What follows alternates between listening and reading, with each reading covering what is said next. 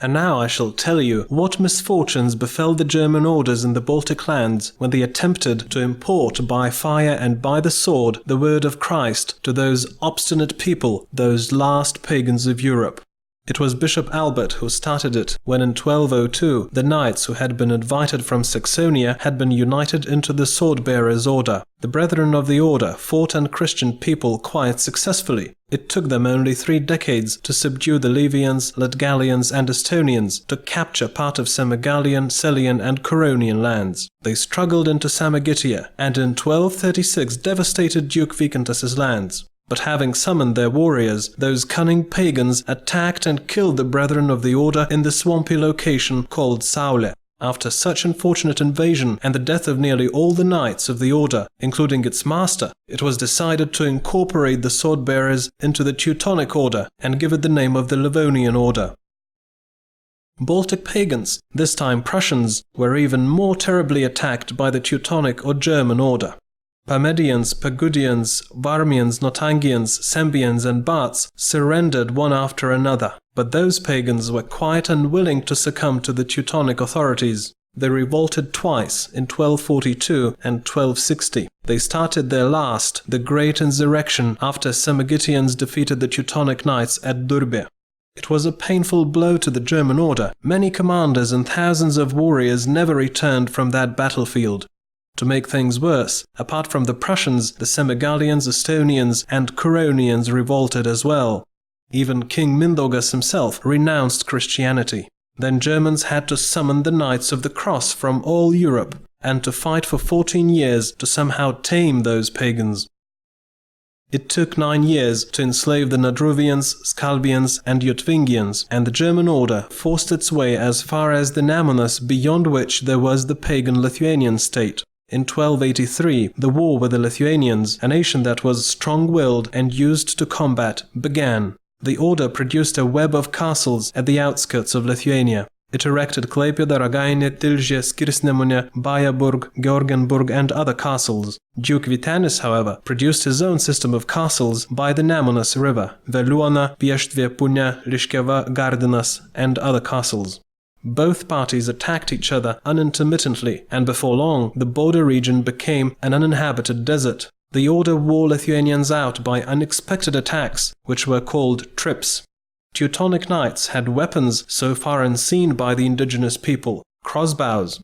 They defended themselves in solid stone castles, and they set out to devastate the enemy's lands on big war horses. The pagans, too, were able to withstand the Teutonic knights. They used trees to make barriers, built secret lanes in the swamps, and informed each other about the attacks of Germans by means of signal fires.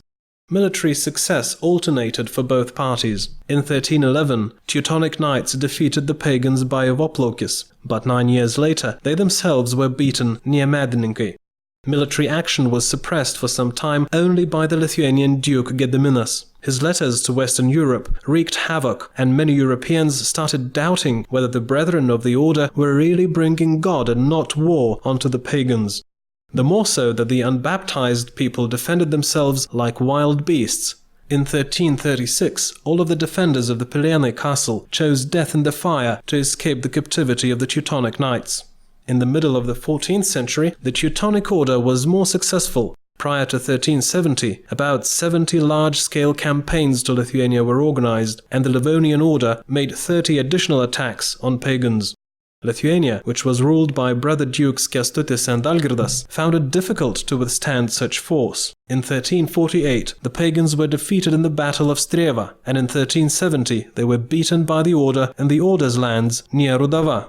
The heaviest blow, however, came to Lithuanians in 1362, when Germans captured one of the strongest Lithuanian castles, the stone castle of Kaunas. Not long after that, Pieštvė and Veliuona castles were taken as well, and the Germans had an open road up the country. Even Lithuanian capital Vilnius was endangered.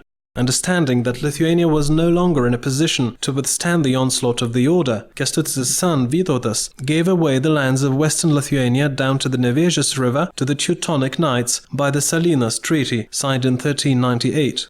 He himself, together with Algirdas's son Jogaila, who at the time was the king of Poland, already christened Aukštaitija, the highlands, thus robbing the order of the pretext to continue attacks on Lithuania.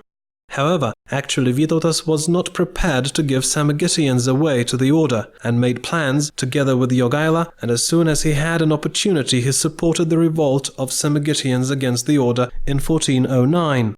A large army of Lithuanians and Poles invaded the territory of the order, but its knights, led by Grand Master Ulrich von Jungingen, stopped them near Grunwald village. Although the Teutonic knights started the battle successfully, they were deceived by the military maneuvers.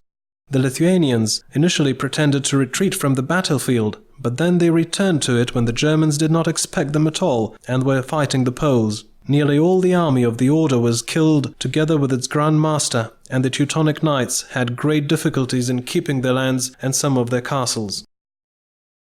Thus the Teutonic order had to give Samogitia back to Lithuania, at first by the Torun peace treaty and later by the Melno peace treaty.